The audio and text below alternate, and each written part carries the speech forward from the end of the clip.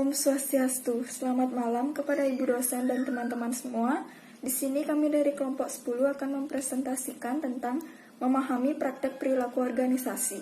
Diskusi kasus perilaku keorganisasian yang terjadi dalam kurung 3 kasus yang terjadi minimal 3 tahun terakhir, lengkap dengan pembahasan.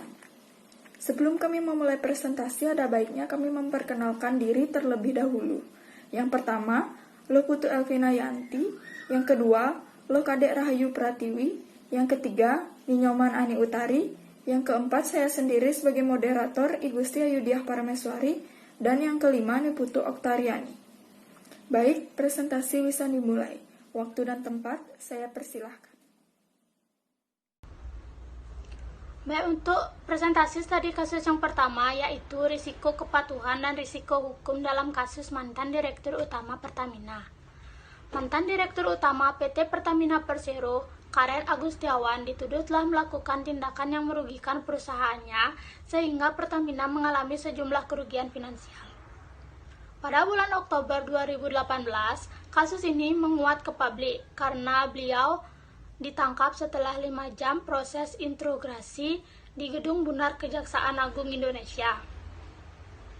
Beliau dicurigai terlibat dalam korupsi pada tahun 2009, di mana Pertamina melalui anak perusahaannya yaitu PT Pertamina Hulu Energi atau PHE melakukan akuisisi sebanyak 10% saham ROC Oil Ltd untuk hak pekerjaan di Blok BMG atau Basker Mantagami. Kasus ini diperkirakan menimbulkan kerugian negara sebesar 26 juta US dollar atau setara dengan 586 miliar juta rupiah. Kasus ini segera menjadi perhatian publik dan para praktisi tata kelola manajemen risiko dan kepatuhan. Selama kepemimpinan Karen dari tahun 2009 sampai dengan 2011, Pertamina mampu menghasilkan laba yang tinggi sebesar 1,547 juta US dollar di tahun 2009, 1,881 juta US dollar pada tahun 2010, dan 2.405 US dollar pada tahun 2011. Prestasi tersebut sangat luar biasa karena Pertamina belum pernah menghasilkan tingkat laba setinggi itu dalam beberapa tahun secara berurutan. Karen berhasil membuat Pertamina menduduki ranking 122 dalam Fortune Global 500 tahun 2013 sebagai salah satunya BUMN Indonesia yang pernah masuk dalam daftar tersebut.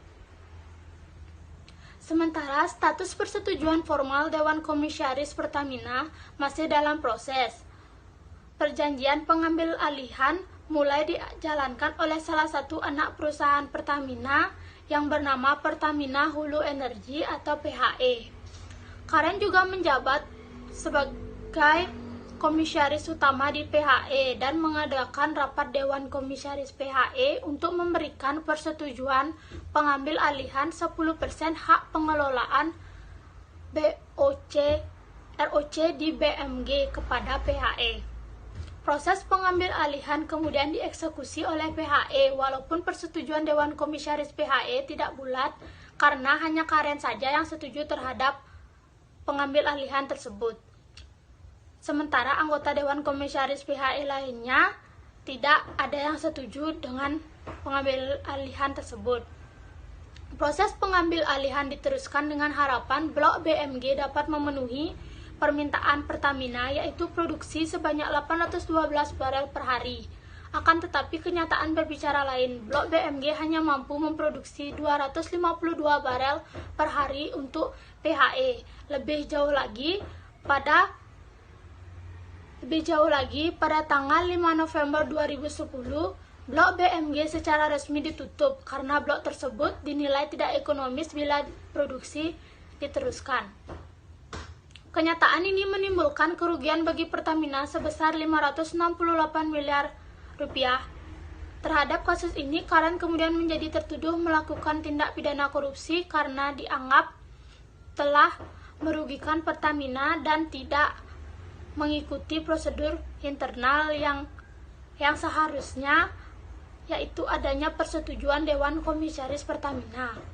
Di sisi lain, Karen meyakini bahwa persetujuan Dewan Komisaris Pertamina sudah diperoleh sebelum pelaksanaan pengambil alihan, sehingga kasus ini tidak dapat dikatakan korupsi, tetapi murni kegagalan investasi yang umum terjadi dalam dunia bisnis, terutama sektor minyak dan gas. Pandangan bahwa ini adalah kasus korupsi. Presentasi selanjutnya akan dilanjutkan oleh teman saya.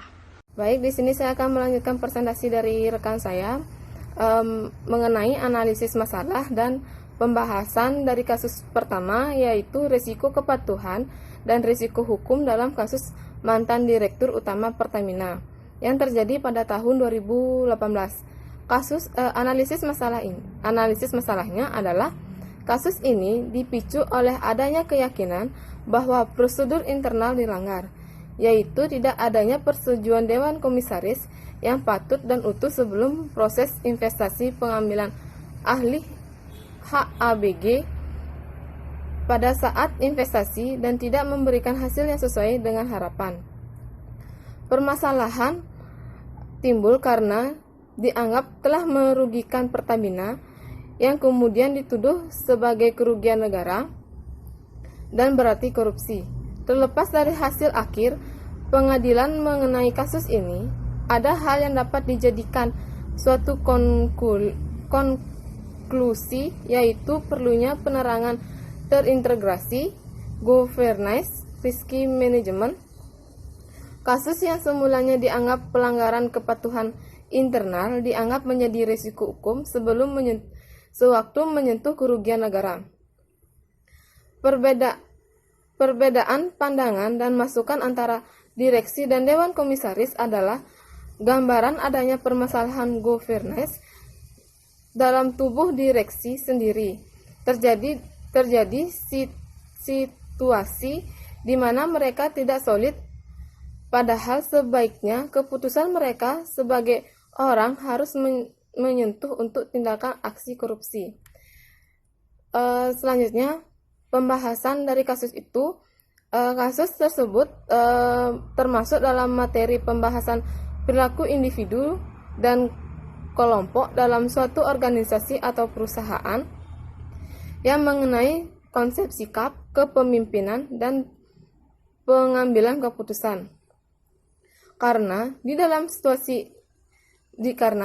studi kasus di atas mencerminkan sikap seorang direktur atau seorang pemimpin dalam suatu perusahaan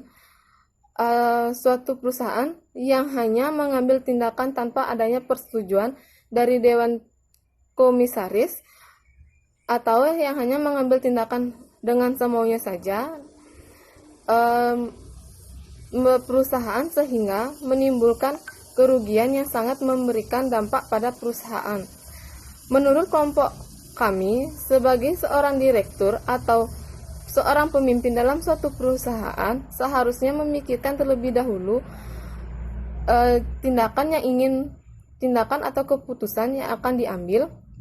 Apakah tindakan tersebut akan memberikan dampak yang positif atau negatif pada perusahaan. Sekian presentasi dari saya. Terima kasih. Baik, di sini saya akan melanjutkan presentasi dari teman saya. Kasus kedua, konflik buruh dengan PT Mega Riamas.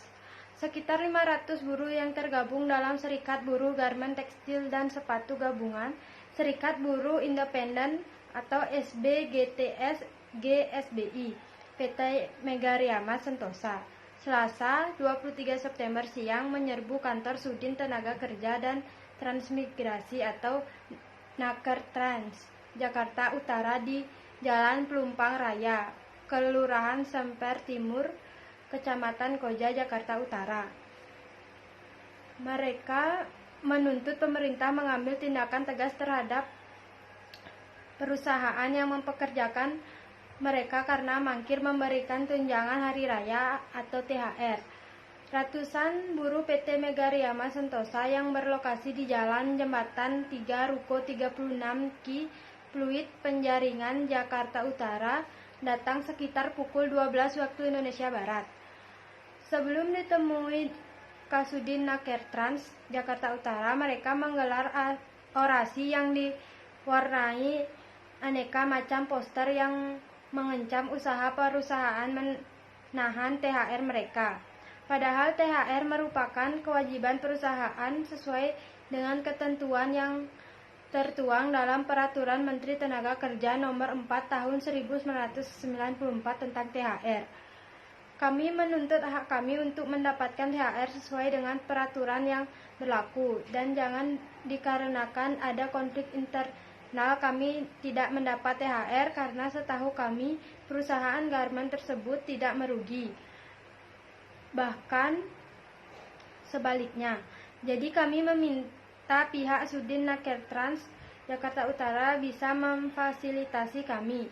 Jelas Abidin koordinasi unjuk rasa ketika berorasi di tengah-tengah rekannya yang didominasi kaum perempuan itu, di depan kantor Sudin Nakertrans Jakarta Utara.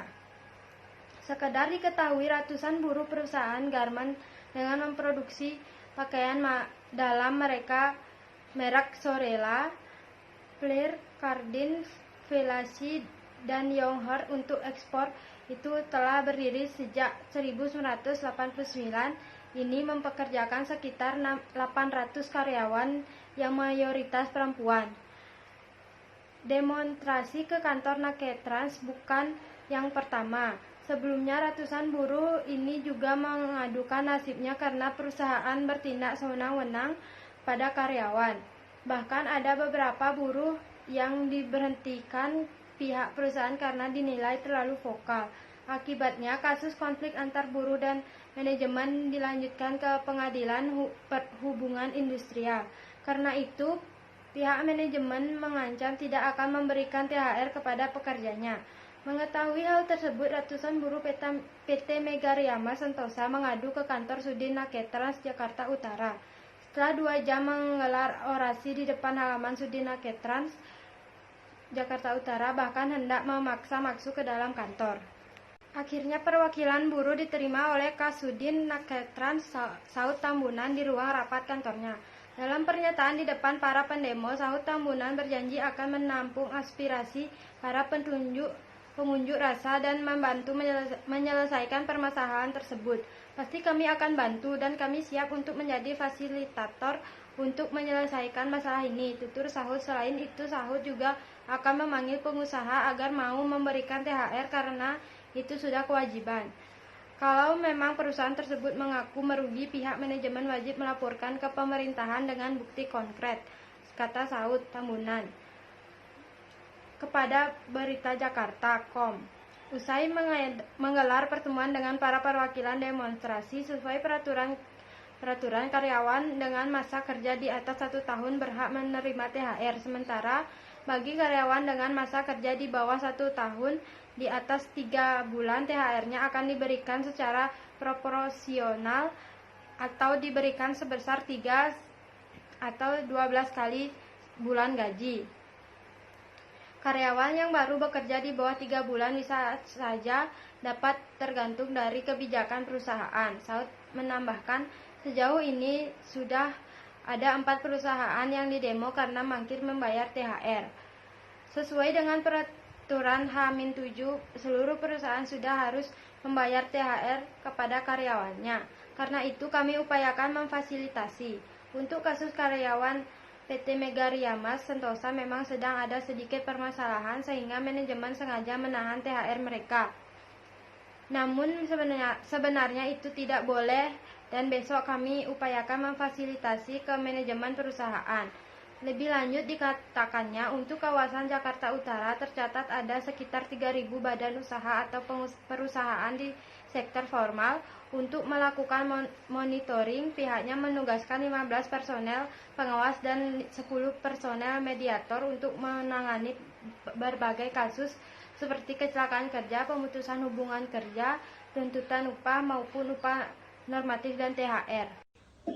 Baik, di sini saya akan melanjutkan presentasi dari rekan saya, yaitu analisis masalah dari studi kasus 2. Di atas ini adalah salah satu contoh kasus suatu konflik yang terjadi dalam suatu perusahaan atau organisasi. Bisa ditekankan di sini suatu perusahaan di mana seorang pemimpin yang tidak bertanggung jawab dan tidak adil dalam memimpin suatu perusahaan. Mereka senantiasa mempermainkan rakyat kecil dan bertindak sangat tidak bijaksana sebagai seorang yang memiliki kekuasaan. Mereka dengan mudah dapat mengeluarkan seorang karyawan yang dianggap terlalu vokal dan mengancam para karyawannya dengan tidak memberikan THR. Pembahasan termasuk dalam materi pembahasan perilaku kelompok dalam organisasi atau perusahaan yang mengenai teori konflik. Menurut kelompok kami, ini jelas sangat berpengaruh dalam terjadinya sebuah konflik. Dalam kasus ini, banyak cara untuk menyelesaikannya, yaitu mungkin dengan cara mediator, atau jika dengan cara mediator tidak berhasil, juga perlu adanya proses hukum karena di sini telah melanggar hak seseorang dan telah melanggar hukum yang berlaku tentang pemberian THR kepada tenaga kerja. Ini adalah solusi yang mungkin bisa menyelesaikan konflik dalam perusahaan ini. Ada baiknya, berikanlah apa yang menjadi haknya setelah ia mengerjakan kewajibannya. Dalam mengatasi sebuah konflik, strategi yang tepat dilakukan sebagai seorang mahasiswa yaitu mengutamakan hubungan komunikasi, karena dalam hubungan komunikasi di suatu lingkungan kerja atau perusahaan, konflik antar individu akan sering terjadi. Konflik yang sering terjadi biasanya adalah karena masalah komunikasi yang kurang baik, sehingga cara mengatasi konflik dalam perusahaan harus benar-benar dipahami dari perusahaan untuk meminimalisir dampak yang timbul. Permasalahan atau konflik yang terjadi antara karyawan atau karyawan dengan atasan yang terjadi karena masalah komunikasi harus diantisipasi dengan baik dan dengan sistem yang terstruktur. Karena jika masalah komunikasi antara atasan dan bawahan terjadi, bisa-bisa terjadi hal-hal yang tidak diinginkan, misalnya mogok kerja bahkan demo. Kasus 3 yaitu sikap dan kepuasan kerja. Studi kasus pada PT Primarindo Asia Infrastruktur Tbk tahun 2017. PT Primarindo Asia Infrastruktur Tbk sebagai perusahaan yang bergerak di bidang produksi barang berupa sepatu menggunakan tenaga kerja untuk bagian produksi yang cukup banyak. Untuk memenuhi target produksinya, PT Primarindo Asia Infrastruktur Tbk mengharapkan para karyawan bekerja secara optimal. Hal ini ditunjukkan dengan diberlakukannya gaji lembur untuk semua karyawan guna pencapaian target perusahaan yang semakin meningkat. Namun, pemberdayaan ini kurang diimbangi dengan penghargaan yang seimbang pada karyawan. Kurangnya penghargaan yang didapat karyawan dari atasan tergambar pada karyawan yang sekalipun mampu menyelesaikan pekerjaannya melebihi target dalam jangka waktu yang telah ditentukan, mereka tidak mendapatkan penghargaan dari atasannya. Sebaliknya, apabila karyawan tidak dapat menyelesaikan pekerjaan dalam jangka waktu yang telah ditentukan, maka karyawan tersebut mendapat teguran yang kurang tepat dari atasannya. Akibatnya, dalam melakukan pekerjaannya, karyawan tidak melakukannya dengan sungguh.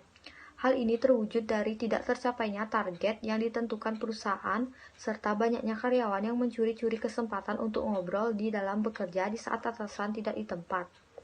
Perilaku lainnya, karyawan sering menunda-nunda menyelesaikan pekerjaannya sesuai dengan waktu yang telah ditentukan. Perilaku yang kurang produktif tersebut di atas, pada dasarnya terjadi karena karyawan kurang mendapat penghargaan dan pengakuan atas hasil kerja karyawan. Berkaitan dengan promosi jabatan, karyawan yang dipromosikan hanyalah mereka yang dekat dengan atasan tanpa mempertimbangkan prestasi kerja karyawan. Akibatnya, untuk mendapatkan promosi jabatan, karyawan merasa tidak perlu bekerja sungguh-sungguh karena pihak perusahaan tidak menjadikan prestasi kerja sebagai dasar promosi karyawan. Sekian presentasi dari saya, materi selanjutnya akan dilanjutkan oleh rekan saya. Baik, di sini saya akan melanjutkan presentasi dari teman saya. Analisis masalah. PT Primarindo Asia Infrastruktur Tbk akhir-akhir ini menghadapi masalah karena harapan perusahaan tidak sesuai dengan kenyataan. Hasil yang diperoleh, perusahaan masih di bawah target yang telah direncanakan perusahaan. Dengan kata lain, produksi perusahaan tidak meningkat, bahkan ada kecenderungan menurun. Faktor penyebab penurunan produktivitas, terutama bila ditinjau dari segi karyawan bagian produksi, dapat diidentifikasikan menjadi faktor eksternal maupun faktor internal. Faktor eksternal adalah alat-alat produksi, lingkungan kerja, rekan kerja, dan sistem pola pengaturan waktu kerja. Faktor internal adalah suasana hati, motivasi, kebutuhan, dan sikap kerja. Kecenderungan penurunan produktivitas perusahaan salah satunya diakibatkan oleh perilaku kerja para pekerjanya yang kurang disiplin, yang ditunjukkan oleh perilaku karyawan yang sering bolos, tertidur saat jam kerja sedang aktif, atau pulang kerja lebih awal dari jam kerja. Pembahasan termasuk dalam materi pembahasan perilaku individu dalam organisasi atau perusahaan yang mengenai motivasi dan kepuasan dalam suatu organisasi atau perusahaan. Menurut kelompok kami, dalam kasus di atas, kurangnya sikap seorang pemimpin yang memberi apresiasi atau motivasi ke karyawannya yang telah berkontribusi besar terhadap perusahaan tersebut. Alangkah baiknya jika pemimpin suatu perusahaan memberikan motivasi dalam bekerja tim maupun yang lainnya dan memberikan peningkatan kemajuan produksi perusahaan tersebut. Penghargaan yang dimaksud yaitu seperti bonus, mengajak liburan, dan berupa apresiasi lainnya yang membuat semangat atau motivasi karyawan dalam bekerja lebih baik lagi. Baik, sekian presentasi dari kelompok kami. Apabila ada yang ingin bertanya atau menambahkan, kami persilahkan. Mohon maaf apabila ada salah kata selama presentasi berlangsung. Terima kasih dan selamat malam.